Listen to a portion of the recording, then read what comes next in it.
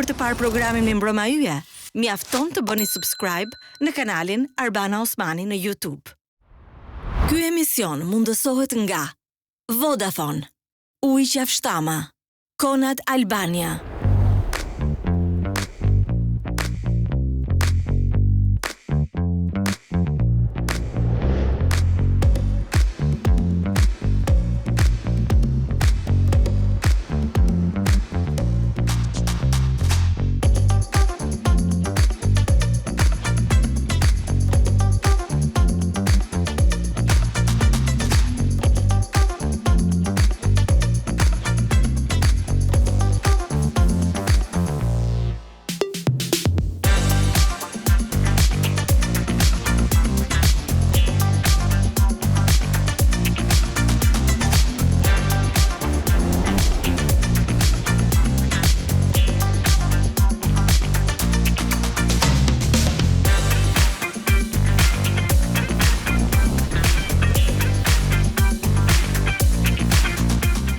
Arlind, mirë mbrëma.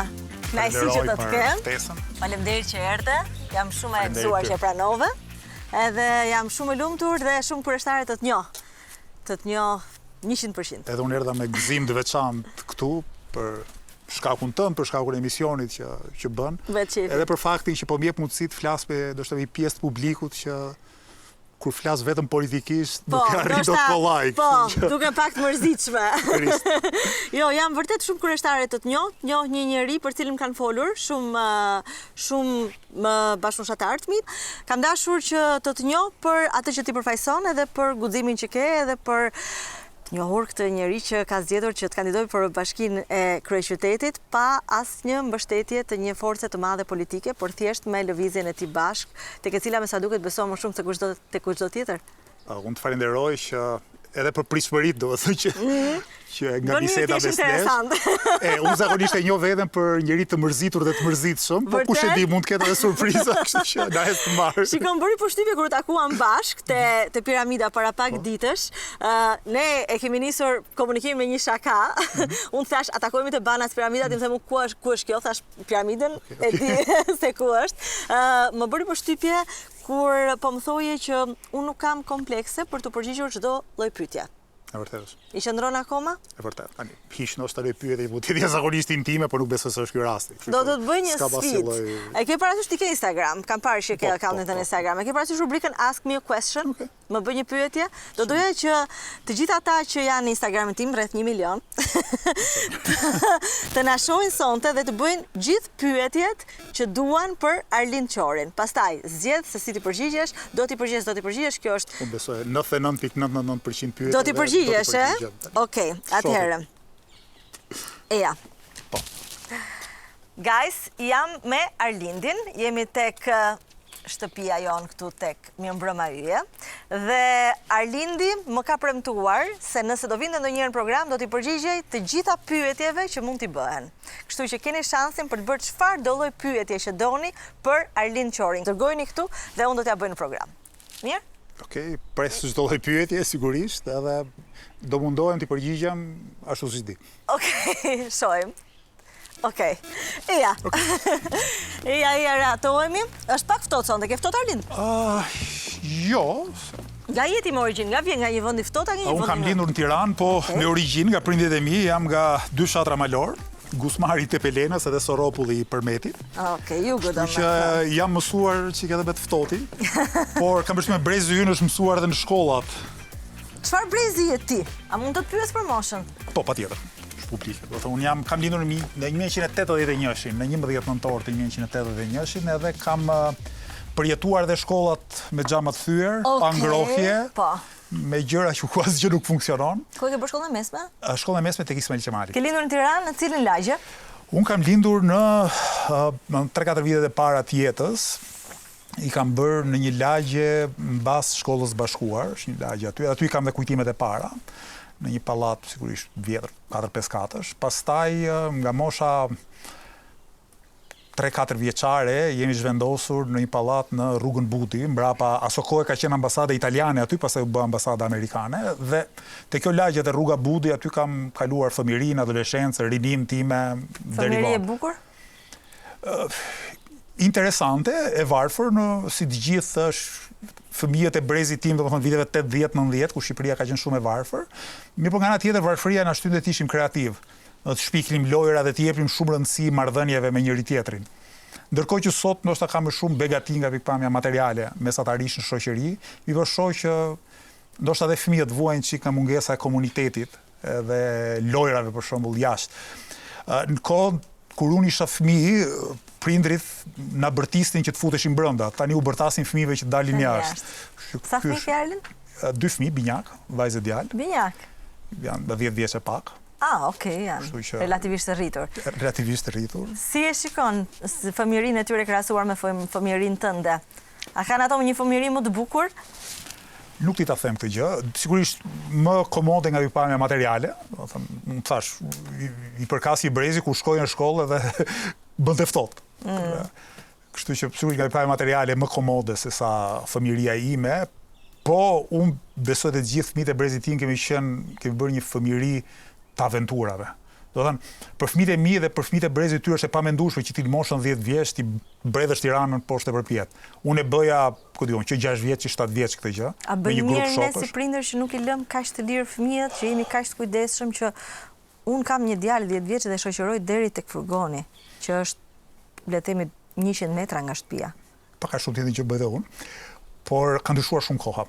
Aso kohë përveç se ka pas më shumë siguri, ka qenë dhe komuniteti më i afrueshëm. Do të thënë ka qenë gjithmonë një grua e moshuar që rrinte në balkon dhe mbikëqyrte fëmijët, ndërkohë që sot duke qenë edhe popullsia më heterogjene, duke pasur më shumë probleme, pabarazi, krime, kështu me radhë. Sigurisht që prindrit bëjnë mirë të jenë të kujdesshëm, gjithsesi unë ende nuk kam zbuluar atë pikën ku kujdesi po jo i tepruar. Shpresoj ta gjej sa më parë, bashkëshorte sigurisht, edhe që fëmijët tanë sigurisht të kenë kujdesin, të kenë sigurinë, po edhe të kenë lirinë, më thënë, për ta gëzuar tamam fëmijërinë e tyre. Ti ke qenë një fëmijë rebel dhe kur e ke kuptuar që duhet të bëje diçka për të ndryshuar? Unë kam qenë një fëmijë palluqe. Vërtet? Një fëmijë, do të thënë, kam qenë një fëmijë që nuk është se shquej për një guxim të madh. Mirë, po ajo që kam pasur është që kam pas këmbguljen, edhe kur besoja që diçka ishte e drejtë, ai ishte momenti i ralli, po themi kur shfaqesha edhe bëhesha i guximshëm. Dhe kam pas frikë të hyp në pemë. Mbaj mend shokët e mi që hipnin në majtë të pishës, një zot e di si arrinin, unë që dhe dega e parë më dridheshin duart dhe këmbët. Mirë, po pastaj duke u rritur besoj fitova më shumë besim tek vetja, më shumë guxim, duke kuptuar më tepër. Kush më njeh prej shumë kohësh habitet për shembull që u merrem me politikë. Pse? Sepse kam qenë deri shumë vonë introvert. Introvert, i ndrojtur, nerd, mbi libra dhe jo në mbrëmjet me batanie tek s'mund ta them atë, do të thënë tek dritaret?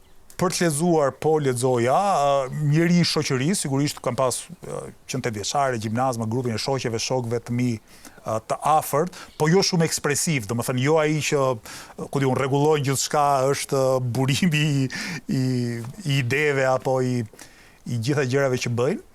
Kam pas një ndrojtje të madhe për komunikimin publik, domethënë, ku diun, nëse do të pyesë 20 vite më parë, cila do ishte dita më e keqe e jetës tënde, do thosha një intervistë. Ashtu? Pa pikë dyshimit. Si erdhe këtu tani, si stërvitet kjo gjë? Ke bërë kurse? Jo. Besojmë ka ndihmuar një përvoja si pedagog. Do të thënë, studentët janë një audiencë, sidomos vite më parë ku kemi pasur 100 ca studentë në klasë, janë një mikro audiencë, dhe aty fiton besim në komunikim. E dyta ka qenë detyrimi, do të thënë, kur fillon të merresh, bësh gjëra të cilat i beson politikisht, luftosh për drejtësi shoqërore, pastaj vjen një ftesë televizive, çfarë do bësh? Gjë e parë që mendon është do ta refuzoj. Mbaj mend ftesën e parë që më ka ardhur dhe gjë e parë që ka menduar thotë do gjej justifikim i gënjeshtur nuk do shkoj. Ka qenë televizion i vogël që as se mbaj mend se nuk është më për shumë vite si televizion. Gjë e parë që mendova ka qenë viti 2014, thash do refuzoj. Po pastaj ne sa kishim nis protestat me studentët kundër asaj që po gatuaj nga qeveria për arsimin e lartë, edhe thash jo nuk mund ta refuzoj se është detyra ime, unë tani po përpiqem që të ngrej zërin për një çështje që është shumë e rëndësishme për mua, për pedagogët, për studentët dhe nuk mund të fshihem. Pra ka qenë turpi tjetër më i madh, pra ky turpi që të mos kryej detyrën time qytetare që ishte më i madh se ky turpi intim që çdo bëj kur dal. Mbaj mend që momentin e parë që kam filluar të flas, pas 10 sekondash mu tha komplet goja. Nga emocionet, domethënë fillova të mdridhej buza, dhe mezi e kam menaxhuar atë dalje të parë televizive, pastaj me kalimin e kohës stërvitesh, po, mësohesh. Tani, ke qef intervistat apo jo? Shumë më tepër se dikur, ndonse edhe sot ka diçka për asaj ndrojtjes vjetër, ku them që mbase do ishte më mirë Moskoja, po gjithsesi, tashmë është detyrë politike, është detyrë qytetare, është detyrë në të gjitha pikpamjet, kështu që e bëj, e kam mësuar veten, sigurisht e përvoja është, mund të kem dalë, ku diun, qindra hera, se di sot, në për debate, në për intervista, kështu që mësohesh. Po si erdhi dëshira për të qenë i aktivizuar fillimisht, i angazhuar dhe pastaj për të hyrë në politik me të dyja këmbët, a kanë qenë prindrit e tu të përfshirë, a ka patur një moment caktuar, një turning point, apo ka ardhur? Ka ardhur avash, dhe më thënë, ndikimi prindrëve, sidomos i timeti mund të ishte ky që ai më fliste gjithmonë për historinë, për letërsinë, më shtyllë drejt librave. I mat ka punuar si oficer, ka qenë edhe i shkolluar për inxhinier mekanik, pra i ka pas të dyja. Mirë, ka qenë shumë i apasionuar mbas letërsisë, domethënë, një gjë si thua e veçantë. Edhe më ka shtyr qysh herët lexoj, ka pasur kuriozitet politike dhe historike dhe ma ka përcjell mua që në moshë të vogël. Unë kam filluar të lexoj gazeta ndoshta që në 8 vjeçare, që në klasë 7, klasë 8, kam qenë interesuar për politikën. Mbajmë kur kemi qenë në gjimnaz, kemi organizuar edhe 2 protesta të vogla. Kështu që e kam pas këtë interesin për politikën, plus që si student dhe pastaj si pedagog, fusha ime e studimit ka qenë politika, unë pedagog i shkencës politike. Erdhi një moment ku unë u shpjegoj studentëve historinë e mendimit politike dhe një nga konceptet kyç është ai drejtës, i drejtësisë. Edhe jap shumë përkujtime të drejtësisë, mënyra si kontekstualizohet drejtësia, po me kalimin e viteve vija re një kontradikt midis asaj që unë flisja në klasë edhe jete personale kështu komplet private, ku nuk është se bëja ndonjë gjë të madhe, kështu që erdhi një moment diku nga viti 2011 që thash jo, unë duhet të bëj një hap më shumë, po duhet që gjërat që i mendoj, gjërat që i studioj, gjërat që i lexoj, ti bëj dhe pjesë të jetës time të përditshme. Kështu që u bashkova me disë. Po sepse kontradikta brenda meje po bëje padurueshme. Do të thënë, të mendosh për drejtësinë, të flasësh për drejtësinë, të mendosh për sistemin e dur politik, si mund të ishte demokracia më e mirë, si mund të ishin institucionet e përgjegjshme dhe të mbetesh vetëm te librat apo te studimet. Ka një gjë nuk shkon. Po të kisha ndoshta një profesion tjetër, mund ta kisha më të lehtë për ta kapërcyer kontradiktën.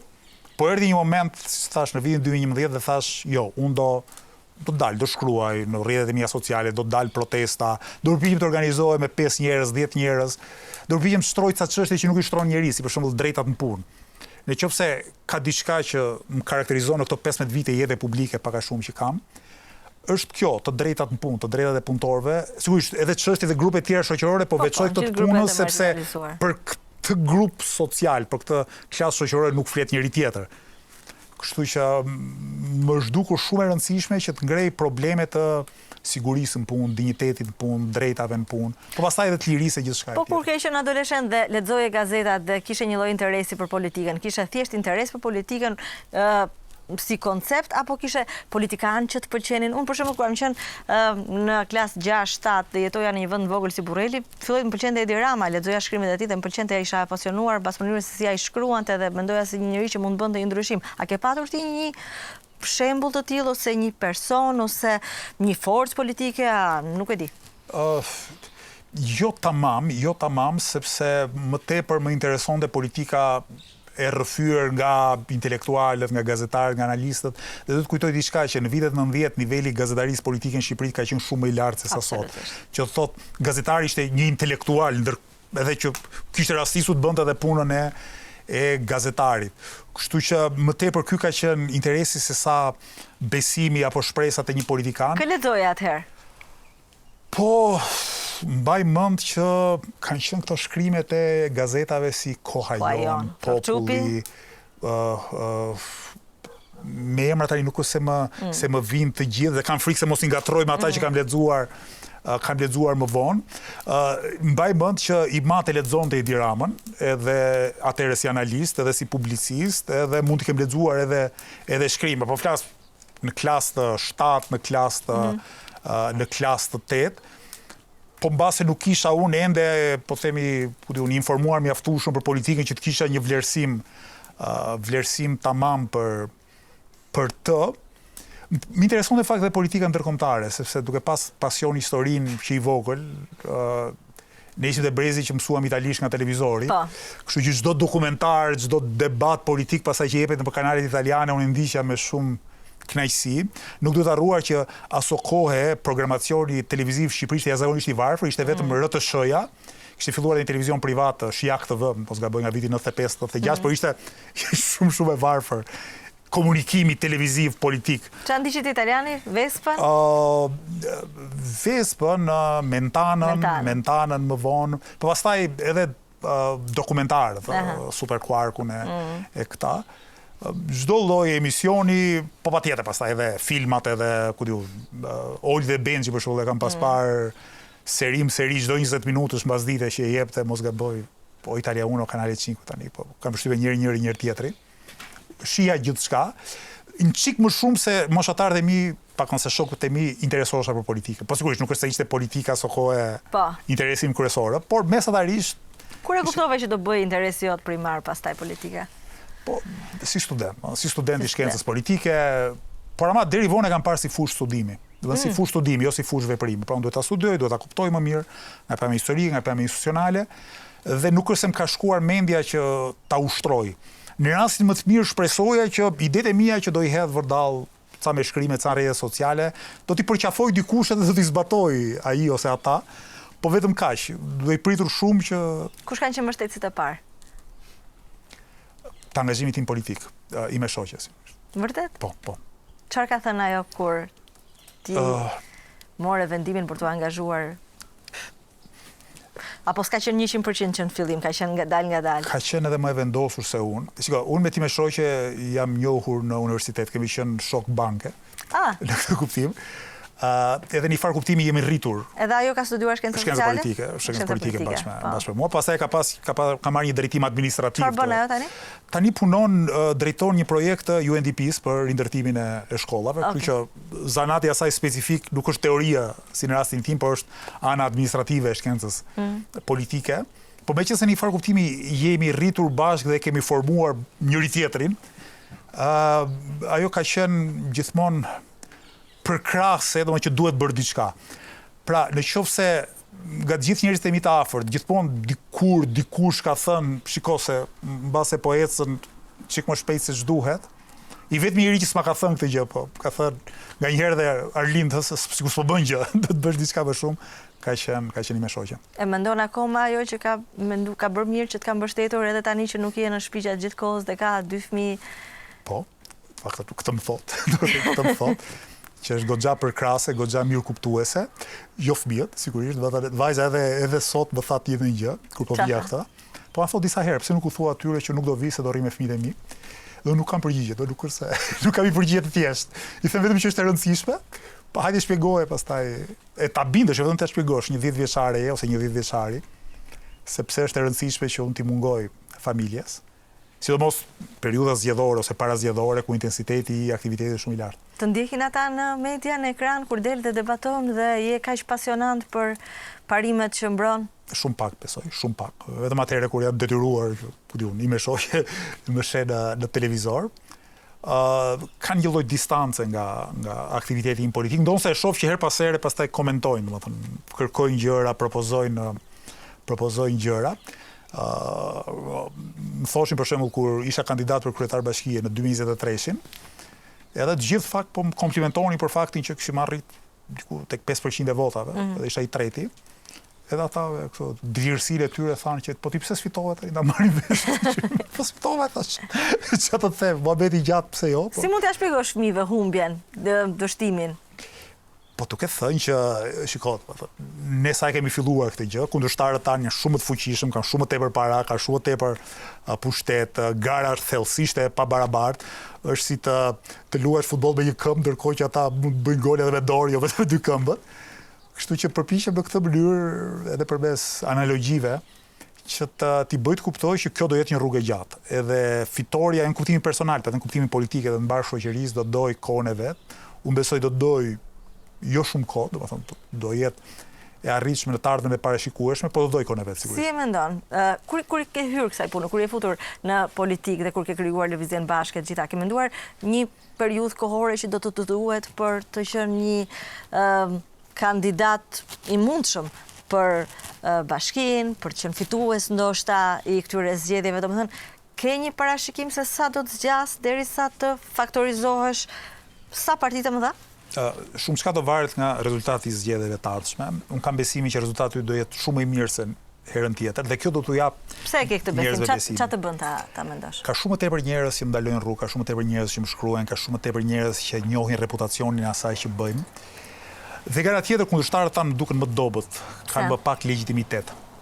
Po sepse janë testuar, ritestuar dhe sa herë testohen ngelin në klasë në kuptimin e. Flor Binaj nuk është testuar. Është testuar Sali Berisha dhe në këtë kuptim Florian Binaj për mendimin tim është kandidati Sali Berisha, sigurisht edhe partive tjera, por nuk është kandidate më mirë. A kishe pritur atë kandidaturë?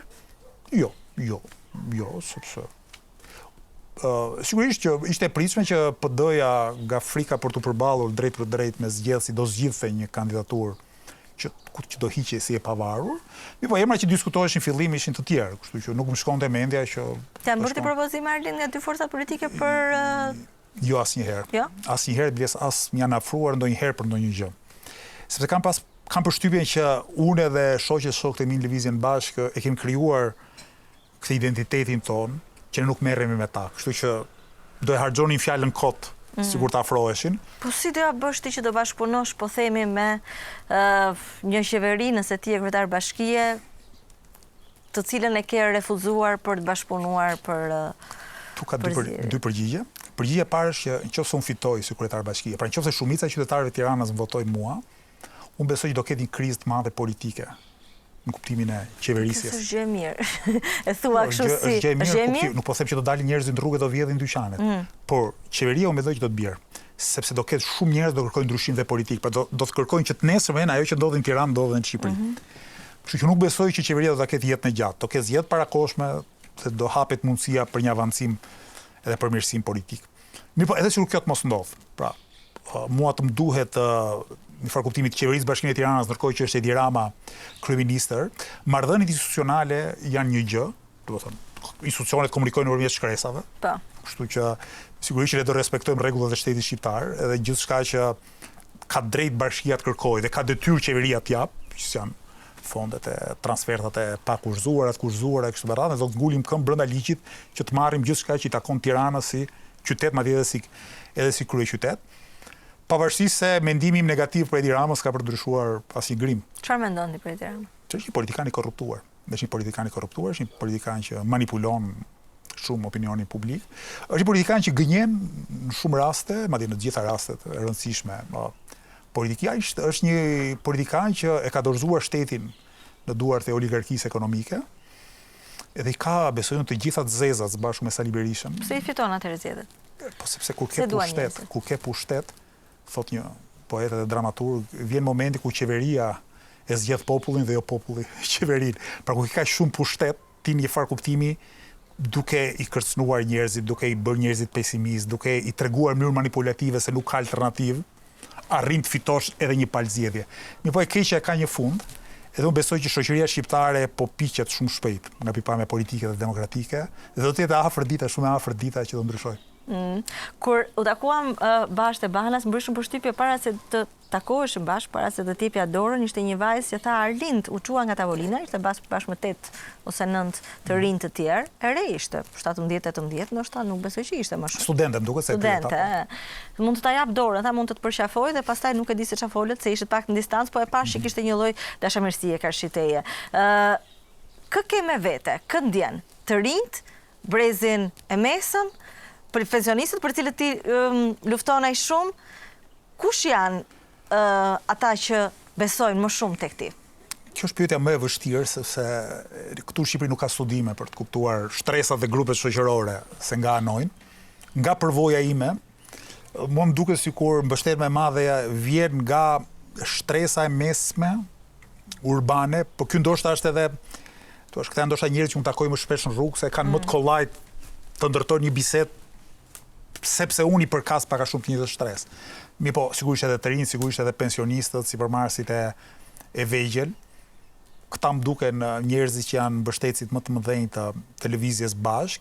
Po, duhet pas parasysh diçka, duke mos pasur studime, gjithçka mbetet në numrin e njerëzve që unë takoj. Për shembull, një diferencë që unë vrej në rrugë për popullsinë nën 60 vjeç, se popullsinë mbi 60 vjeç nuk ka diferenca, është që më takojnë dhe më ndalojnë shumë më tepër burra se sa gra.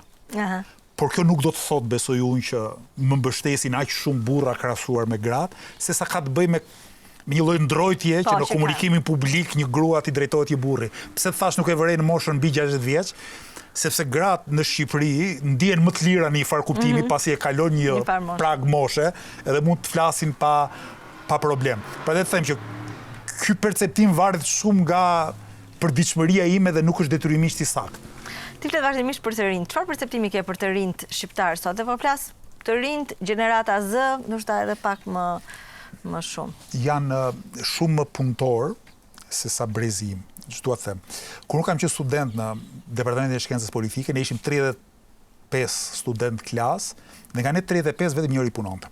Pra vetëm njëri i është dashur të punoj, sepse kishte vështirësi familja vet për ta mbajtur në shkollë. Të 34 tjerët vetëm studionin. Shumica për ne shtatën. Vetëm studionin dhe nuk kishin angazhime të tjera gjatë kohës që ishin student. Sot janë të rrallë studentët e mi dhe studentët në përgjithësi në Shqipëri që nuk punojnë njëkohësisht me punën. Pra një farë kuptimi kjo i bën më të, si thua, edhe më të shfrytzuar, po edhe i pjek më shpejt, i bën dhe më të pavarur, sepse kur ti je i detyruar të punosh 18 vjeç, 19 vjeç, fillon ke edhe të ardhurat e tua të veçanta, kështu ndikon edhe në një lloj pavarësie nga prindrit. Ky është aspekti që unë e vrej menjëherë, për raporti me punën. Mendoj që të rinjt shqiptar punojnë më mirë jashtë kufive se sa këtu? Po, që në Shqipëri lodhen shumë. Lodhen shumë këtu? Paguajnë keq. Lodhen shumë në Shqipëri? Po. Pse? Sepse në Shqipëri nuk respektohen drejtat në punë. Sepse në Shqipëri ti mund ta kesh marrëveshje për 8 orë punë e të bësh 10 orë punë. Sepse ndonë se të shtunën mund ta kesh pushim, të thonë jo, do bësh edhe shtunën dhe gjysmë vetë dielës punë. Në këtë kuptim ta kam. Ama unë besoj që kur punojnë jashtë Shqipërisë ndihen më të vlerësuar. Kjo po, më të paguar sigurisht, më të respektuar sepse përfitojnë nga të drejta në punë dhe drejta sociale që brezat e punëtorëve apo të profesionistëve në ato vende i kanë siguruar me luftra sindikale apo me lëvizje politike dhe shoqërore. Po unë besoj po, ata të rinj që punojnë dhe janë gjithnjë më shumë në Shqipëri, punojnë vërtet shumë. Imagjino, punojnë motoristë, shpërndajnë mallra, gjithandej punojnë në për motoristët pjesa më e madhe janë indian.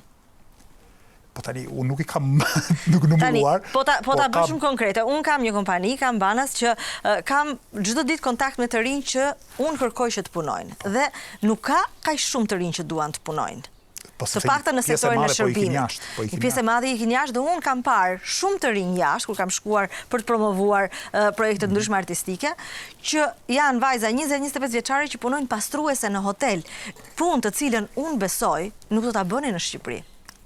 Unë tani në hotele nuk e di, po kur shkoj nëpër këto dhomat me qera të plazhit, shoh njerëz edhe të rinj që punojnë në ato punë, pra edhe kamarier, edhe pastrues, edhe banakier.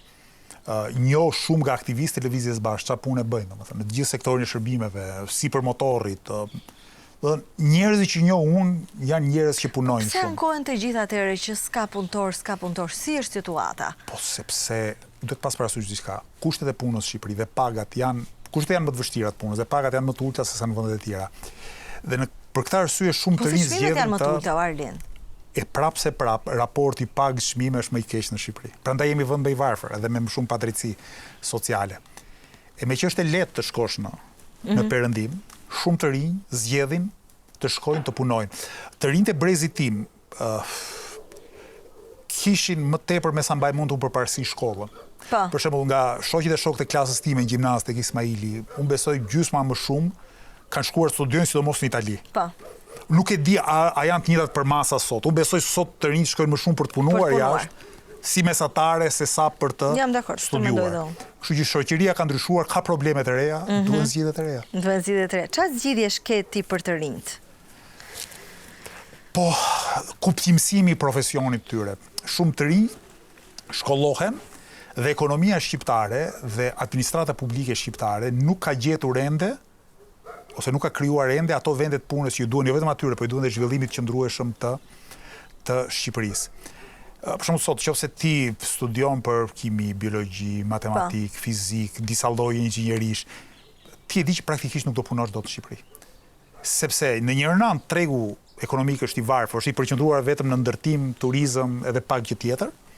E dyta sepse administrata publike rekruton me favore politike dhe nepotike, pra të farefisnisë. Kështu që ti mund të jesh i mirë përgatitur, për shembull si administrator, të kesh bërë shkencat administrimit, edhe nuk ke shans të punosh në administratën publike, sepse një njeri që është afër partisë në pushtet, e ka një farë kuptimi marr padrejtësisht atë vend pune. Kështu që gjë e parë që ne duam të bëjmë është që një, rekrutimin në administratën publike të jenë tërësisht bazuar tek merita. E dyta, ne duam të japim frymëmarrje ekonomisë shqiptare që ajo të diversifikohet, që të mbulojë më shumë sektor, të ketë investime më shumë bujqësi, më shumë në industri, më shumë në shërbimet kualifikuara, në mënyrë që të rinjt që studiojnë të mos të jenë detyruar studiojnë vetëm në 2-3 deg për t'ia mbathur në Gjermani, por të gjejnë, si thua, treg pune në Shqipëri. Një gjë që kam vënë në vitet e fundit ka qenë rritja shumë e madhe e kërkesave për degën e infermierisë. Se ikin Gjermani? Dhe kjo lidhet tërësisht me emigrimin. Do të thotë, kur kam qenë unë student, nuk besoj se infermieria ka qenë kaq e kërkuar sa ç'është sot. Dhe nuk është, po themi, kërkesa e brendshme e spitaleve shqiptare kështu me radhë që kërkon më shumë infermierë se sa ç'është sinjali që vjen nga Gjermania, hajdeni këtu. Pensionistët kanë qenë, le të themi, një nga grupet më të mbështetura nga ti. A ndjen se i ke afër, apo janë besnik të dy forcave të mëdha politike me të cilat janë rritur, plakur? Aktivistët tanë më të vendosur, flas për ata që dalin terren, shpërndaj fletushka, flasin me njerëzit, janë ose të rinj fare, 20 vjeç apo 20 ca vjeç, ose 70 vjeç e sipër. Pra këta janë kategoria atyre që janë më aktiv. Pra qoftë do dalim shpërndajmë fletushka nesër, e do vinë 20 vet me mua. Po e ke të vështirë me pensionistët? Jo, përkundërzi. Se ke? Është shumë interesant. Kanë plus që kanë histori njerë të jetës, të përvojës tyre, të epokave të tjera, edhe unë kam dhe kuriozitet madh të flas me ta. E sa herë kam mundësi i pyes, për shembull pyes ish minatorët për grevën e Valias, është bët ju 91, si u organizuat. Pra ka shumë kuriozitet, unë vetë kam shumë kuriozitet të flas me pensionistët. Është e vërtet pas ajo që thua ti që po ta marrim si shtresë të gjerë, na vlerësojnë, na përkrajnë, ndoshta ende nuk na kanë votuar në përmasat që duam ne. Po kanë vështirë të ndryshojnë? Po vota është proces. Do të thënë nis me simpatinë, nis me mendimin e mirë, po duhet japër disa prova që ne po japim ditë mbas dite, në mënyrë që edhe pensionistët na votojnë aq sa duhet. Një tjetër grup i sulmuar prej teje janë gjithë pjesa e oligarkëve dhe pyetja ime është, a ke ndonjëherë frikë për guximin me të cilin ti ke vendosur ti sulmosh? Jo, në fakt ndonse sa herë unë postoj diçka, një denoncim kundër oligarkëve, ka disa vetë që më komentojnë rrjetet sociale, po do të vrasin o i shkret. Domethënë, po ma thonë me keqardhje, ma thonë me dhimbje. Unë nuk e marr seriozisht në fakt, sepse mendoj që e para unë nuk jam vetëm. Ka shumë njerëz që mbështesin, aktivistë lëvizjes bashkë dhe të tjerë në shoqëri. E dyta, unë mendoj që të bësh politikë kërkon guxim. Pa politik 100% sigurt nuk ka, sidomos në një vend kaq korruptuar si shtet, e kaq me institucione kaq të komprometuara sa në Shqipëri, patjetër që duhet një dozë e madhe guximi. Përndryshe nuk bën dot politikën e duhur. Do komprometohesh dhe ti. Kështu që jo kosto që duhet marr përsipër. Gjithsesi unë nuk e mendoj, me thënë drejtën, edhe në jetën e përditshme nuk e mendoj aq sa çfarë ndodh gjatë fushatave, nga që punoj intensivisht dhe mundohem nganjëherë dal për vrap. Po mundohem, po pa një sukses të madh, sepse vazhdoj dhe ha shumë përveç se dal për vrap dhe nuk ka efekte të duhura. Ajo që më ndodh her pas here gjatë fushatave është që dal për vrap në mesnatë, sigurisht vetëm. Pra kur nuk e kam problem këtë gjë, të dal për shumë nga kodrat e liqerit në mesnatë, tregoj që nuk e ndjej këtë si frikë. Pa unë e përpara, po flisja me një kolegën time që të kam këtu të ftuar, edhe më tha, mua më pëlqen, më pëlqen, ka forcë argumenti, është i përgatitur, shumë i përgatitur, intelektualet të tjerë, po nuk më pëlqen që lufton kaq shumë si përmarrjen, kaq shumë ekonominë e lirë. E ndjen që ke krijuar këtë lloj perceptimi në publik? Është perceptimi i gabuar, ndonse mbase përgjigjes për këtë perceptiv gabuar jam edhe unë, kështu që Në fakt, prej kohësh, unë kam dhënë shumë mesazhe që diferencojnë biznesin e ndershëm. Madje edhe biznesin e madh ndershëm që investon, konkuron me rregulla. Ka bizneset ndershme në Shqipëri? Po që pësojnë padrejtësi dhe janë kushtet pabarabarta krahasuar me oligarkët, se oligarku ka shtetin në dorë. Ka të gjitha privilegjet në dorë, kështu që bizneset e ndershme pësojnë përveç se një shtet thellësisht korruptuar që kërkon haracin e vet, kanë edhe i gardë pabarabartë me ata që quhen oligark. Kështu që e vlerësoj sakrificën, vlerësoj kreativitetin, vetëm se unë gjithmonë do të theksoj dhe drejtat në punë. Sepse unë mendoj që edhe një biznes produktiv, nafat gjatë, edhe për interesat e veta, jo vetëm për të drejtën shoqërore, ka nevojë që të respektoj të drejtat në punë dhe t'i respektoj punëtorët përmes pagave, përmes kushteve të punës, se përdryshe arrim këtu ku jemi, ku fuqia punëtore largohet nga Shqipëria dhe ky është lajm i keq në radh parë për bizneset prodhuese. Ti ke dashur ndonjëherë të largohesh nga Shqipëria në këto 43 vite? Jo, sepse që kur fillova të merrem me politikë në vitin 2011, thash kjo është rruga që unë duhet bëj. Nga ana tjetër, unë e konsideroj veten me fat, sepse fillova të jap mësim në një moshë shumë të re, domethënë në vitin 2005, do thotë pa mbushur 24 vjeç, u bëra pedagog në departamentin tim të shkencës politike dhe thash, kjo është puna e ëndrave të mia. Nuk do të ndroja këtë punë me asgjë tjetër. Madje kur u bën zgjedhje dhe ne fituam një deputet dhe deputet u bë kolegu im dhe shoku im Redi Muçi, thellë ndërgjegjen time thash mbeta dhe 4 vjet pedagog. Do vazhdoj dhe 4 vjet bëj vërtet punë më të bukur në botë. Po aktualisht? Jam pedagog. Ja akoma. Do vazhdosh? Shkencës politike, derisa të heqin, patjetër që do të vazhdoj të jem pedagog. Çfarë mendon për Tiranën, nëse do ta përshkruaj me 3 fjalë? Në këti xhungull betoni, kaotike, edhe gjithnjë më pak e jetueshme. Po ndonjë fjalë mirë s'ke për qytetin? Unë e dua shumë qytetin. Kuftimi që dua historinë e vet, dua njerëzit. Edhe pikërisht se dua shumë më dhem kur ata që kanë pushtetin e dhunojnë. E dhunojnë nga pikpamja urbanistike, dhunojnë nga pikpamja mjedisore, dhunojnë nga pikpamja mundësive ekonomike edhe të banueshmërisë. Po të shoh statistikat për shembull, për blerjen e një shtëpie apo për marrë me qerat një shtëpie, ti e sheh se sa shpejt rriten çmimet krahasuar me pagat dhe të ardhurat, dhe thua drejt ta haj. Për kë po ndërtohet këtë qytet kur nuk ndërtohet po qytetarët e... Ti jeton me qera? Po, si jeton me qera? Për disa arsye, për arsye kryesore që shtëpit janë shumë të shtrenjta. E dyta, kam pas një lloj frike që vazhdon ta kem nga kredia, sidomos marrësh ku diun 100.000 më shumë euro kredi, më duket si një lloj robërie. Ka qenë ndoshta edhe një raport intim me lagjen time. Unë jam rritur te zona, po themi midis rrugës Elbasanit edhe tregut elektrik ku jetoj tani.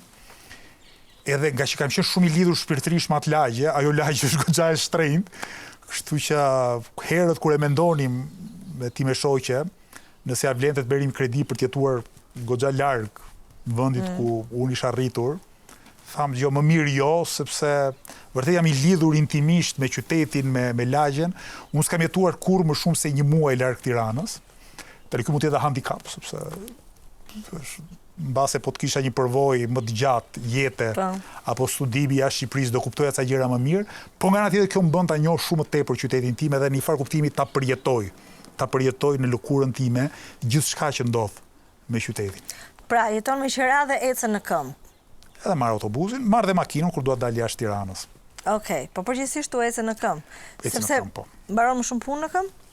Po se është më shpejt, ngec më pak në trafik, nuk e probleme ku do e lësh makinën, nuk e shpenzive pastaj për parkim, është më e shëndetshme në kuptimin që të ecësh se sa të qëndrosh ulur në makinë, por nga pikpamja politike të jep mundësinë një ta njohësh mirë qytetin, 2 të takohesh me më shumë njerëz. Kabina e makinës t'izolon për këtë gjë që dua të bëj unë. Pra t'izolon, sepse ndërkohë që je në makinë, je me radio, nëse je me muzikën, nuk është se je me të tjerët. Kështu që unë duke ecur, plotësoj disa funksione, kryej disa funksione. Shiko, parimet e tua, edhe jeta që bën, mua ka bërë të mendoj këto ditë, kur vendosa që të kisha në programe dhe doja të të njeh pak më mirë, që duhet ishe goxha populist. Edhe po bisedoja prapë me një mikeshën time dhe thash si ka mundësi që nuk është kaq nuk ka shumë mbështetje në popull, me kaq populista duhet ishte. Çka ka që nuk shkon, edhe çfarë nuk ka funksionuar. Dhe më tha që Arlindi ka shkuar përgjithsisht tek intelektualët dhe jo tek Nuk e di. Mesazhin unë përpiqem ta jap për të gjithë, sigurisht. Jo, ka një gjë, nëse populizmin e përkufizojmë si të mashtrosh njerëzit për të bërë popullor, nuk e besoj që i mashtron, se që këtu mua nuk më lë ndërgjegja. Që jeton në shtëpi me qera dhe që ecën në këmbë dhe që pa jo është e vërtetuar për kollajës. Ju ftoj në shtëpinë time. Jo, po flas për populistët, domethënë qofse populizmin do ta përkufizojmë, se ka disa përkufizime të populizmit, unë jam pedagogi i kësaj fushë, po që nuk do të t'i lodh shikuesi tan. Po qofse bëjmë përkufizim të ngushtë që mashtro, fry gjëra për fituar popularitet shpejt, unë nuk e bëj këtë që se nuk ma lejon ndërgjegja. Ama kam një problem që e kam vërejtur dhe është që ke vështirë që ta zgjidh shumë shpejt, është duke pas një profesion si pedagog, unë përpiqem të jem shumë i saktë në atë që them, dhe të mos luaj me emocionet e njerëzve. Kjo ndoshta nuk është dhuntia më e mirë politike, sepse pra nuk dëshiron të manipulosh. Më duket më duket vërtet e turpshme ta bëj njëri këtë gjë. Mirë, po nga ana tjetër rrugës ka mësuar të flas me pasion, pra atë të vërtet, që është e saktë edhe në vetvete, që është e duhura, ka mësuar ta them me pasion, po gjithmonë duke u referuar saktësisht, objektivisht të vërtetës, sepse s'më lën ndërgjegja të jem ndryshe. Unë do të tregoj 10 foto, kanë zgjedhur foto të Tiranës, të fakt. Okej, shumë. Dhe do doja ti komentonin bashk. Trafiku i tmerrshëm i Tiranës, Cila rrugë është, se kuptoj dot. Duhet të jetë hyrja për në qytet. Astiri? Bas ose Astiri. Megjithëse unë jam një nga vuajtësit më të pakët trafikus, si thash, e përdor makinën kryesisht vetëm për dal nga qyteti, kur duhet shkoj për shembull tek të çoj fëmijët e prindit e ti me shoqe. Po prapë e vuaj për shembull kur jam në autobus. E vuaj trafikun kur jam në autobus. Ti e zgjidhesh trafikun ty, Arlind. Po një mënyrë për ta zgjidh trafikun është që thua që ka një korsi këtu anash, dhe në atë korsin anash rrugës nuk kalon asnjë automjet përveç autobusit dhe ambulancës.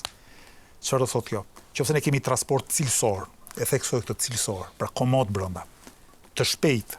Urban, thua? Urban sigurisht. Shumë njerëz nuk do kenë nevojë ta marrin makinën. Sot në Tiranë makina nuk është zgjedhje, është domosdoshmëri. Pra nuk është se gjitha njerëz që e marrin makinën e marrin se është qef, se nuk është qef të rish në trafik. E marrin sepse është domosdoshmëri, e marrin sepse transporti publik nuk është cilësor, nuk është i shpejt. Ngecën trafik një lloj me autobus dhe me makinë. Qofse ne bëjmë këtë të mundur, pra ndërtojmë korsitë e dedikuara, përmirësojmë shumë cilësinë e shërbimit brenda autobusëve dhe u mundsojmë qytetarëve që të shkojnë punë dhe të mbarojnë punë përmes linjave të dedikuara të autobusëve, unë besoj që një pjesë e konzervueshme e problemit të trafikut në Tiranë do të zgjidhet. Ka diçka tjetër i Tirana. Trafiku është efekti i mungesës një plani qëndrueshëm urbanistik. Qofse ti ndërton pa kriter në qendër të qytetit, sigurisht që njerëzit do ngjeshen. Edhe në rrugë nuk ka. Kur unë shkoj, çoj fëmijët e mi në shkollë, në treqerekun e rrugës e bëjmë pa trotuar, e bëjmë në rrugën e makinave, se nuk ka trotuar. Pra ky është qytet pa trotuar, pa edhe në këmbë e ketë vështirë të ecësh. Prandaj na duhet një plan i ri urbanistik, na duhet të ekuilibrojmë shërbimet publike, makinën private, ndërtesat, shkollat. Një ide që ne e kemi është ai që quhet qyteti 15 minuta, që ti në këmbë ose me bicikletë ose me autobus për 15 minuta të arrish në të gjitha shërbimet publike, çerdhe, shkolla, kopshte, institucione, duke rimenduar krejt planin urbanistik të qytetit. Sigurisht që Tirana është prishur mjaft edhe jo gjithçka ndreqe, pra aq shumë sa është ndërtuar pa kriter, ti nuk ish bën dot masivisht gjërat që tashmë janë bërë keq, ama ka vend për riplanifikim dhe për të vendosur ekuilibra aq sa është e mundur. Okej. Një foto tjetër. Këtu jemi te Parku i Liçenit Artificial, ku unë kur isha fëmijë lahesha, mbaj mend në klasë 8 mos gaboj, ku filluam të linim orët e mësimit, ishte fillimi i adoleshencës. Mbaj mend kemi hyrë në liçen me shokët, mund të ketë qenë shkurt. Ftohtë dhe aq të marrishim, sa që futeshim liçen, me sa kam vëre unë prej shumë vitesh, liçeni nuk përdoret më për të bërë notë, që tregon sa i ndotur është. Sa i ndotur është. Unë e mbaj mend deri para 20 viteve të paktën, liçeni e Tiranës, artificial Tirana mund të laheshe, pa pikë në problemit. Ka qenë një digë aty ku ata më të guximshëm se unë idheshin, unë jo. Sot është shumë i ndotur, mbi të gjitha po ndërtohet nga të gjitha anët. Po i merret hapësira publike qytetarëve. Po ndërtohen kulla, te diga, këtej nga hyrja nga stadiumi, gjithandej, sepse duan ta kafshojnë. Edhe aty ku ka parkingje aktualisht, parkingjet janë, si thua, paradhoma e një kulle të re. Kishte Kështu që do duhet ta shpëtojmë një orë më parë para kur liçenit artificial. Kjo është varfëria. Varfëria e shumë njerëzve që jetojnë në Tiranë ose vinë për të qitur në Tiranë. Lena duhet një model i ri zhvillimi, ku njeriu masivisht mos detyrohet të shesë rrugë. Kjo është shenjë e varfërisë, pra shitja për tokë është shenjë e varfërisë, është shenjë e nënpunësimit. Sa njerëz, unë vërej për shumë, sa njerëz në Tiranë punojnë 16 orë në ditë ose më shumë, në një kiosk të vogël që kanë hapur aty, pikërisht sepse nuk gjejnë mundësi për të punësuar siç duhet. Po ato gjyshet që shesin që bëjnë makarona në pulja, në rrugë. Tani unë patjetër që artizanati është tjetër gjë. Okay. Është një situash, është ta përdorësh traditën në mënyrë kreative, ta lidhësh me turizmin. Nëse ti vjen i largon, Jo. shitësit ambulant, Jo, u krijoj mundësinë që të bëj një punë më të mirë. një punë më të mirë. Mos të shesin apo të shesin diku tjetër. Që të bëj një punë më mirë do të thotë që të kenë mundësi të shesin në një treg tregje. tamam ose të bëj një punë më të mirë. Domethënë të kenë mundësinë që atë një orë që janë duke shitur, po të punoni në një institucion ose në një ndërmarrje që është vërtet moderne. Mos kanë dhe arsimin e duhur tani për të punuar në institucion. Po mund mos punojnë në institucione, po mund punojnë në ndërmarrje produktive, ku puna e tyre do vlerësohej më shumë, ku për njësinë e kohës do të kishin më shumë të ardhura. Ajo nuk është zgjedhje, ai është një vendim nga halli. Pra nuk shkon njeri të ri ulur në rrugë për. Kjo zonja nuk 12 shkon orë. dot në një, a u bën sa tregje? Po. Pse nuk shkon te tregu kjo? Po sepse ka pak mall për të qitur. Ka pak mall dhe duhet të shesi ato pak gjëra që prodhon ekonomia vet e vogël bujqësore, duhet i shesin rrugë. Prandaj kemi nevojë që njeriu të punojë në një marrëdhënie më moderne dhe më produktive. E megjithatë, Arlind i dashur, Tirana vazhdimisht është plot me turist. Po. Dhe ky nuk është një lajm vetëm i mirë, sigurisht. Është edhe lajm i mirë sepse turizmi kontribuon në ekonominë e qytetit, në të ardhurat e kështu me radhë. Mirë po, njëkohësisht kontribuon edhe në shtrenjtimin e banimit.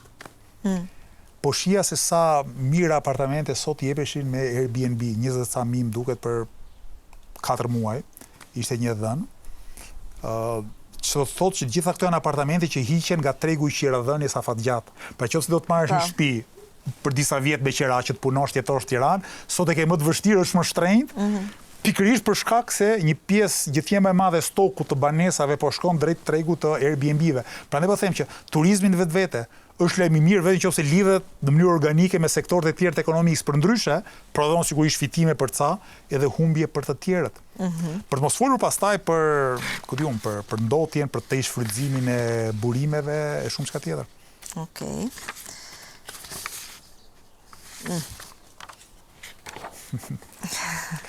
Atë që thamë, xhungla për betonin.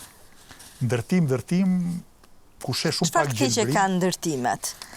Po Çfarë të keqe i sollën New Yorkut, çfarë të keqe i sollën Milanos, çfarë të keqe i sollën nuk e di. Në Milano ka që ankohen.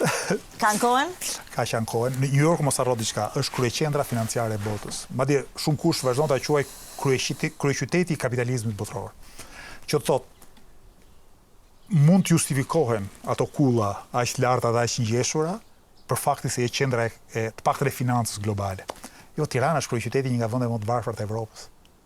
Do të kishte një zhvillim shumë më të përmbajtur dhe shumë më të ekuilibruar midis ndërtimit, sektorëve të tjerë të ekonomisë, hapësirave publike, parqeve, këndrave të lojrave. Sot ne kemi të vështirë të ndërtojmë qerë dhe kopshte dhe shkolla të reja sepse nuk ka territor, sepse bëhet gjithnjë më e shtrenjtë të sigurosh territor. Unë kam dëgjuar nga autoritetet aktuale bashkiake që nuk do të thotë çerë dhe thon ose kopshte, do marrim apartamente me qira, do i fuzim kalamajt në katin e 10 për shembull të një ndërtese që është e tmerrshme.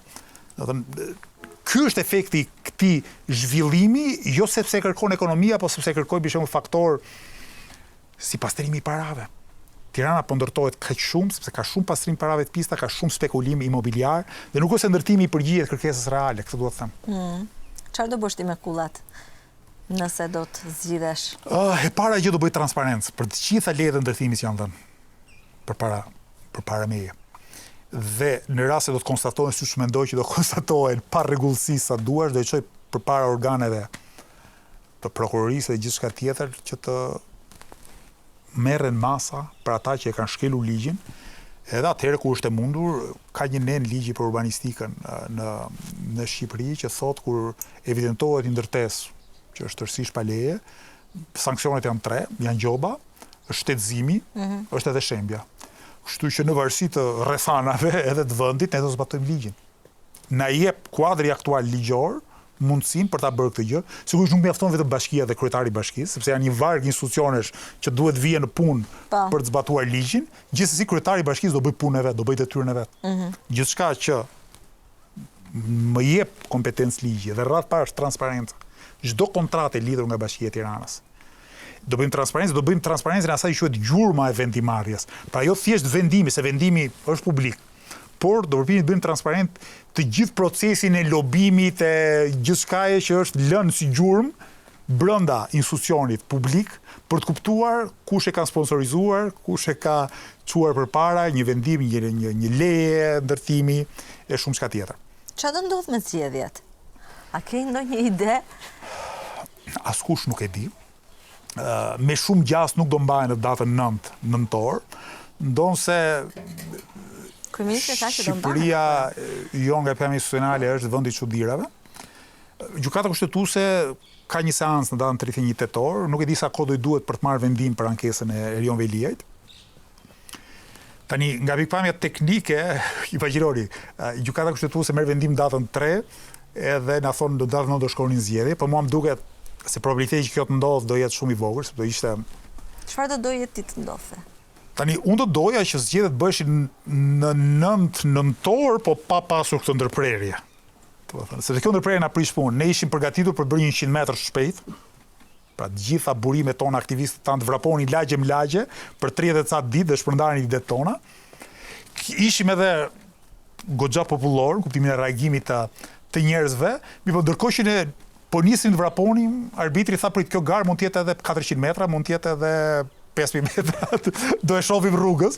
Kështu kjo na krijon një lloj paqëndrueshmërie, sepse duhet të riorganizojmë forcat në kushtet ku asnjë nga ne të paktën nuk e di kur do jetë data e zgjedhjeve. Kështu që më është dashur ta them edhe herë tjetër që praktikisht qytetarët e Tiranës do kenë 3 alternativa të vërteta pavarësisht të emrave në këto zgjedhje, do të jetë Edi Rama, Sali Berisha dhe unë. Dhe ti nuk ke mbështetjen e askujt. Lëvizjen bashkë, aktivistët, popullin e kështu me radhë. Po jo një tjetër lëvizje. Po sigurisht që jo. Vetëvendosja? Jo, nuk. Do të thënë kemi kështu kontakte të largëta tek tuk me, po jo ndonjë marrëdhënie që thuash. Për ato që thonë për gjithë teoritë konspirative, o flasim tash, që në fakt është Edi Rama ai që ka dashur që ti të jesh kandidat. Por nuk e di çfarë shtyn njerëzit të sajojnë gjëra të tilla, sepse nuk ka as logjik një argument i tillë. E ke dëgjuar? Dëgjoj këta të PD zakonisht që impotencën e tyre politike dhe paaftësinë për të fituar votat e qytetarëve e kompensojnë me shpifje. Po sa mend do të thuash që një kandidat që nga e pam ideo politike thotë i përkas të majtas, pra unë jam kandidat edhe opozitar, po edhe majtas, të thuash që e ka vendosur Edi Rama, Arlit ka përgatitur ca insinuata. Nëse ti do ishte kryeministër për një ditë. Ke menduar ndonjëherë veten kryeministër për një ditë? Për një ditë s'do mund të bëj asgjë. Po hajde, e çoj përpara. Okej, ta thjeshtoj në kryetar bashkie. Çfarë? Nëse do të ishte kryetar bashkie në Tiranë për një ditë, cili do ishte urdhri yt i parë? Po të ishte ndalimi i ndërtimeve brenda unazës së madhe të qytetit. Çfarë do bëje me kullat në qendër? Pa të thash, transparencë, hetim, edhe në rast se ka shkelje ligjore midis shtetëzimit dhe prishjes. Duke parë rast pas rast. Çfarë do ndaloje me ligj? Vetëm një gjë për gjithmonë. Me ligj? Po mirë, kjo duhet të kem shumicën parlamentare, sepse nuk e... Qa do kërkoje? Ka shumë probleme Shqipëria, po të thoja i do luftoja korrupsionin, do përgatisi një kuadër ligjor më të fortë për të luftuar korrupsionin dhe kapjen e shtetit. Okej. Nëse kryeministri të thotë, ti e kryetar bashkia, kryeministri të thotë, Arlind, hiqja atë pankartën që sulmon oligarkët ose nuk ta jap buxhetin. Si do reagosh? Do thrisja qytetarët në protestë. Nëse një oligark të ofron të ndihmojë me ndërtimin e një shkolle, po kërkon të emërohet qytetar nderi i Tiranës, si përgjigjesh? As bëhet fjalë. Jo. Jo. Si mund të bëhesh qytetar nderi nëse nuk e meriton të jesh qytetar nderi? Do nuk besoj që oligarkët e nderojnë qytetin e Tiranës, përkundrazi. Cili ministër aktual do ta kishe non grata në territorin e Bashkisë në Tiranë? Tani problemi me ministrat e qeverisë Rama është që ata janë tërësisht pa veçanti politike, pa personalitet politik, janë gati të panjohur. Do të thonë të nxjerrë si fytyra, unë kam frikë një pjesë për tyre nuk më kujtohet emri, që kam vështirë të them që ky apo ai janë njerëz që po themi vartës, të plot edhe pa ndërgjegje të Ramës, kështu që nuk mund të veçoj. Ke ndonjë që sa honep dot, non grata? Po më kështu arsye personale, unë nuk kam... Jo, politikisht po flasim, nuk... Po edhe nuk i, do të vrasë shikmonin cilët janë ministrat të Shqipëri. Dhe nuk më vjen ndonjë kështu, do jemër... Do t'jap unë ca emra tani dhe do më zgjedhësh këdo emëroje ti si nën kryetar bashkia. Po mund të jetë dhe zgjedhja që asnjëri, s'do më detyrosh tani. Po i qëm, e keqa më e vogël. Më thuaj. Taulant Balla, Albana Vokshi, Endri Fuga, Belind Kliçi. Asnjëri sigurisht. Ç'lidhje kam unë me politikanë që i mendoj që jam komprometuar. Kush janë ta njerëz politikës që i vlerëson? Arlind, se duket sikur s'pëlqen askush asgjë. Është vërtet shumë e vështirë që të jap përgjigje për këtë gjë. Shumë e vështirë sepse sistemi politik i Shqipërisë është fund e krye i kapur, i kompromentuar, i çfarë them. Nga dole, domethënë, po na shikojnë të rinj, duan të dinë alternativa të reja. Okej, jemi dakord. Sistemi nuk është më i miri, po përveç teje, nuk ka në lëvizjen bashkë plotë, thua jashtë lëvizjes bashkë. Po, jashtë lëvizjes bashkë, po. Tani nëse ti do patjetër një përgjigje, për që t'jap një emër që të shpëtoj tani fytyrën time. Do ta veçoja për shembull Dasamir Shehi. Është njëri babaxhan, më duket i përgatitur, ka ruajtur një lloj profili interesant politik. Kam pas dhe rastin kur debatoj nëpër studio televizive, më është dukur njëri korrekt. Okej. Por nuk është se e njoh shumë, por meqë do duhet veçoja dikë. Kjo ishte besoj një nga pyetjet më të thjeshta, se nuk e di se sa të vështira do jenë këto që ka bërë audienca. Tani më duhet telefoni im, ju lutem, të shikojmë se sa pyetje dhe sa përgjigje do japi Arlindi, sa pyetje na kanë ardhur, edhe sa kurioze jam. Ti shohim bashk. Oh. Okej. Enver Hoxha apo Edi Rama? Asnjëri. Beson se ka media të lira në Shqipëri? Të lira plotësisht, pothuajse e pamundur, ndoshta hiq në një projekt gazetaresk, po themi, po që media në kuptimin e televizioneve, jo, tërësisht lira jo. Pjesërisht të lira nëse ka një lloj kontradikte interesash midis sipërmarrësit, qeverisë, opozitës e kështu me radhë. Ti nëse do të shohësh një lajm për të marrë vesh se çfarë ka ndodhur realisht, ku shikon? E ndjek në rrjetet sociale, domethënë nuk është. Rrjetet sociale shikon disa postime, disa profile, apo shikon një portal? Po më dalin nga postimet e miqve të mi, dhe i kuptoj. Tani për të veçuar, domethënë për të veçuar disa kanale mediatike më të besueshme, sigurisht do zgjidhja disa prej tyre, për shembull Reporterin, Reporter.al, Monitorin, revistën Monitor, Citizens.al, do të thënë këto treja që kanë në sytë e mi besueshmëri të lartë, më të lartë paktën se sa mediat e tjera, por këto janë zakonisht media të shkruara. Nuk janë audiovizive. Pse duhet të votoj ty me që s'kam besim dhe s'kam votuar asnjëherë? Osa e vështirë është që unë tani të filloj të lavdëroj veten, e kam më kollaj të përgjigjem pse duhet të votosh lëvizjen bashkë, sepse të mburrësh veten është duket jo etike. Por më letë të përgjigjem lëvizja bashkë, sepse unë fundja jam kandidat i lëvizjes bashkë. Dhe këto zgjedhje, sigurisht jam kandidat për kryetar bashkie, po në zgjedhjet e tjera lëvizja bashkë do ketë një buqet kandidatësh gjithandej. Unë besoj që lëvizja bashkë tërsinë e vet është e vetmja forcë politike e përbërë nga njerëz të ndershëm, të guximshëm, të mirë përgatitur, që ngren problemet e duhura, që japin zgjedhjet e duhura dhe mbi gjitha kanë guxim të thonë vërtetën pavarësisht kostove, edhe sikur të na i mbyllin dyer të gjitha media, të gjithë televizionet, të mos na lejojnë të kandidojmë fare. Ne kemi treguar me kohën që nuk përkulemi dhe gjithmonë themi të vërtetën, gjithmonë luftojmë për të drejtën. A njeh nga afër Erion Veliajn dhe çfarë mendon për arrestimin e tij? Jo, në fakt, unë Erion Veliajn në jetën time e kam parë vetëm në televizor, pavarësisht gënjeshtave. Si ne takuar asnjëherë? Unë Erion Veliajn në jetën time e kam parë vetëm në televizor, e vetmja herë kur e kam parë fizikisht, ka qenë mbas zgjedhjeve të 2023-shit, unë futesha për intervistë te Top Channel-i ai dilte, po sigurisht nuk i kam folur, po e pash si hije, ka qenë e vetmja herë në jetën time që unë e kam, po themi, parë siluetën, ta quajmë kështu fizikisht, gjithmonë më është dashur ta shoh në televizor, sepse ka qenë ministër, kryetar bashkie. Unë mendoj që vendi i Erion Veliajt është aty ku është. Është i dënuar për korrupsion, hetimi ndaj tij besoj duhet thellohet edhe për çështje të tjera. Por ama uroj shumë që ai të, nuk e di për çfarë arsye, ndoshta edhe nga mlefi, të kthehet në bashkëpunëtor të drejtësisë. Do kthehet? Nuk e di. Unë uroj të kthehet. Pra uroj që të bënte një punë të mirë aty ku është i fundosur.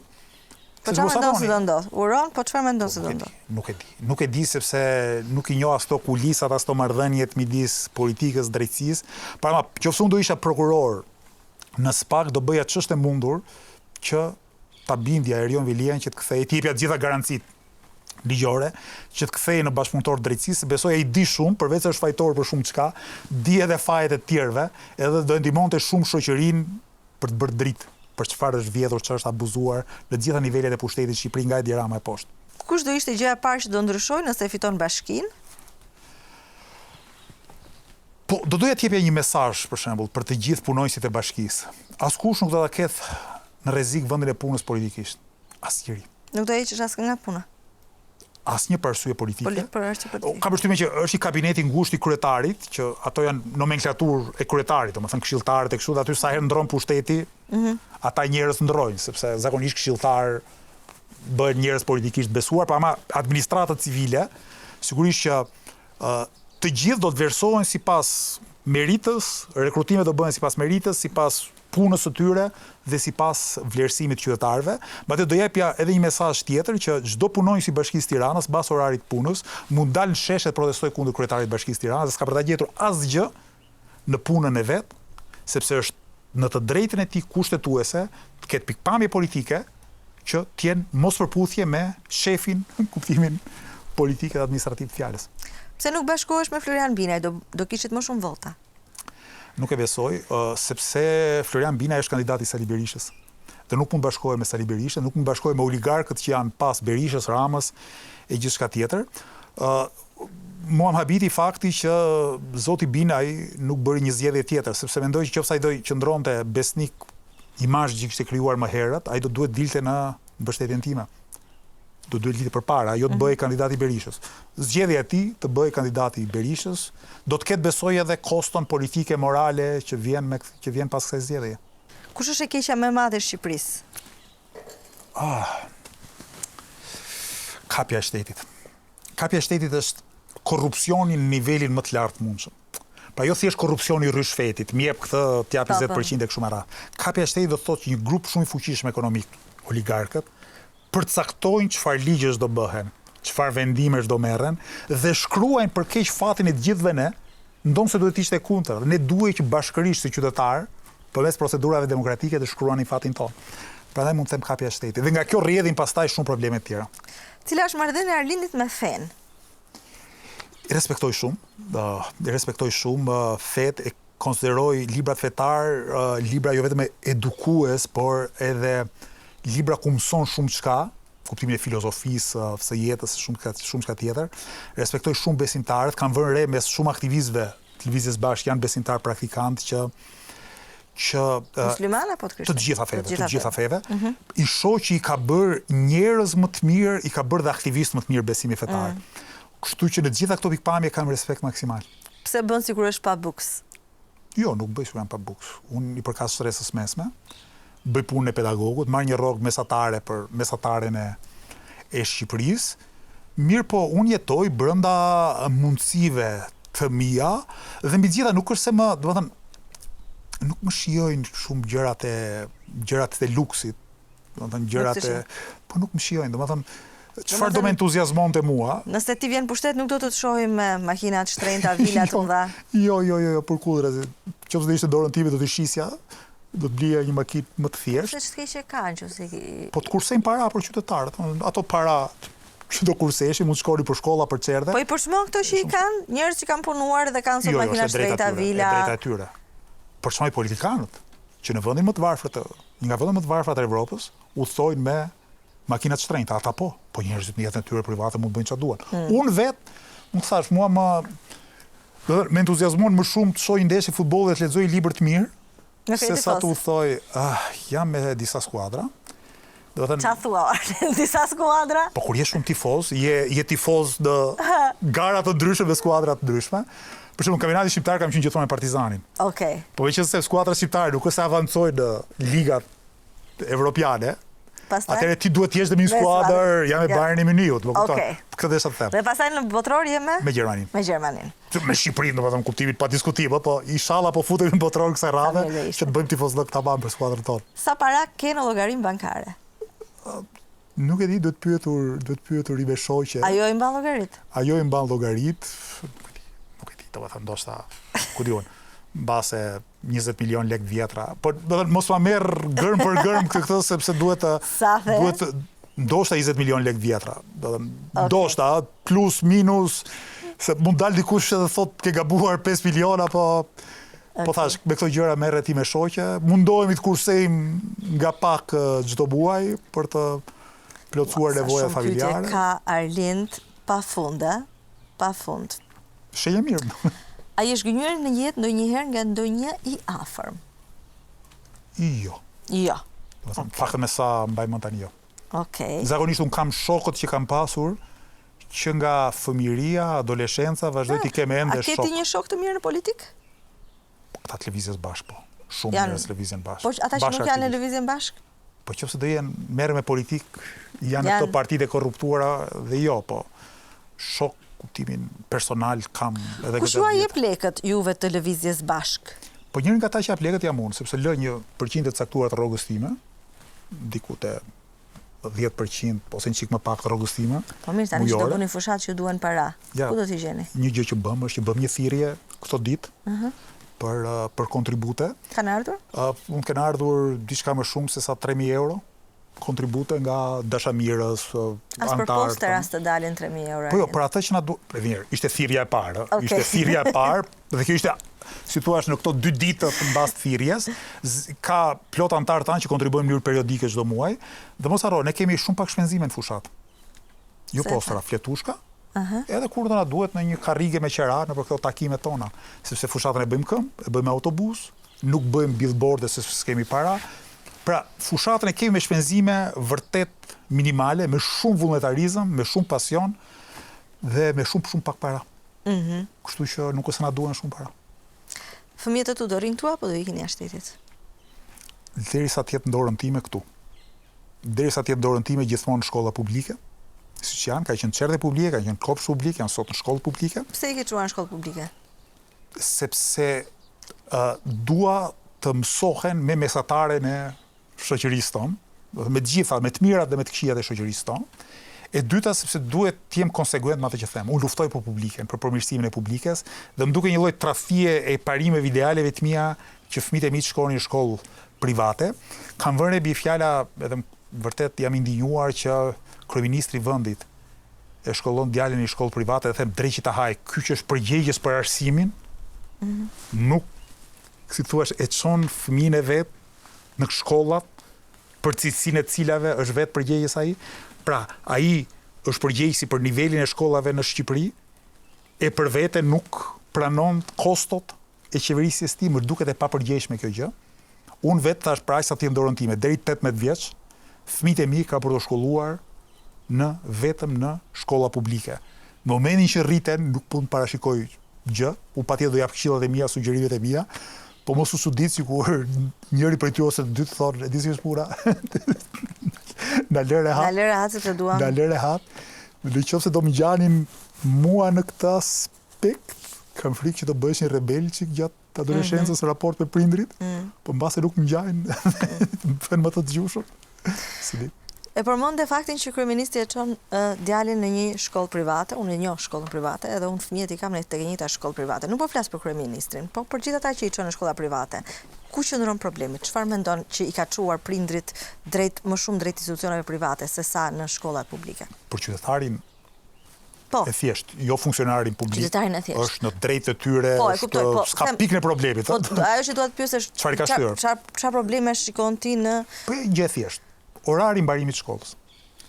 Fëmijët e mi mbarojnë shkollën në orën 11 e gjysmë ose 12:20 dhe kanë dy alternativa që ne e përdorim herë njërin herë tjetër. Ose një qendër kursesh, që s'është gjëja më e mirë e mundshme për të bërë detyra deri nga ora 4-5, ose shkoj te gjyshja, si shkoj tek IMM, që ka shtëpinë afër.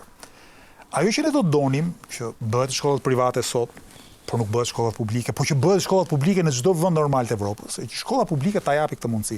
Të asaj që quhet edukimi me orar të zgjatur. Po pas mësimit. Ishte i mërzitur pse ishin mbyllur shkollat publike pas mësimit. Ishin të mbyllura. Duhet të ketë një mësues të posaçëm me cilin nxënësit bëjnë detyrat. A kemi pas në tisë më Qemali se nuk e mbaj? Jo, nuk kemi pas ne, se është tjetër koha ajo. Ne ishte koha kur kur jenë gjimnazi i rritur, më flasë për shkollën nënvjeçare, është më kollaj. E dyta, ne rrinim rrugëve, se ishte shumë e sigurt të rrije rrugëve. Ti ke qenë te Ismaili? Po, te Ismaili kam qenë një vit, pastaj kam shkuar te Petronini. Po. Okej, çfarë mature? Se po të marrë një intervistë. 2 vjet pas teje. 2 vjet pas teje. Ti bie 2002-shi. Po. Okej. 2 vjet pas teje. Ne do donim që shkollat publike të bëheshin tilla, shkollat nënvjeçare, me një vakt ushqim brenda, me bërje detyrash, me aktivitete sportive, artistike, deri në momentin që prindrit po kjo se shumë në dorën e bashkisë, mendoj, ja? Bashkia ka dorë. E ka bashkia? Te ka bashkia. Mësuesit i emëron Ministri i Arsimit, po infrastrukturën e siguron bashkia. Pra infrastruktura arsimore është në dorë të bashkisë. Madje jo vetëm këtë, po edhe mbasdite ambientet e jashtme të shkollave do të ishin në përdorim të komunitetit. Kur un kam qenë në shkollë, ne mund të luanim te oborri i shkollës. Sot gjitha oborret e shkollës janë të mbyllura. Un kaloj afër shkollës time 8 vjeçare, 9 vjeçare është tani, quhet Osman Myderizi, kur e kam nisur unë dikur 88-ën quhej konferenca e Labinotit, dhe vërej që oborrja e shkollës, si çdo shkollë tjetër publike në Shqipëri, nga që nuk ka një roja dikë tjetër që ta ruaj, është i mbyllur me kyç dhe fëmijët hyn brenda duke ka përcyer hekura shumë të rrezikshëm. Pra, kupton, mbyllim oborret e shkollave për fëmijët, dhe patjetër nëse mbyll oborren e shkollës për fëmijët, ku do luaj fëmia me top? Prindët duhet të paguaj. Pse të mos ishin oborret e shkollave në përdorim të fëmijëve të adoleshentëve? Pse ti izolojmë fëmijët para kompjuterit, para PlayStationit? Pse të harxojmë prindit para edhe aty ku s'duhet? Po ndoshta se ndodhin këto ngjarjet si vrasjet me thika edhe nuk janë fort ambiente të sigurta, kur nuk janë kontrollin e mësuesve.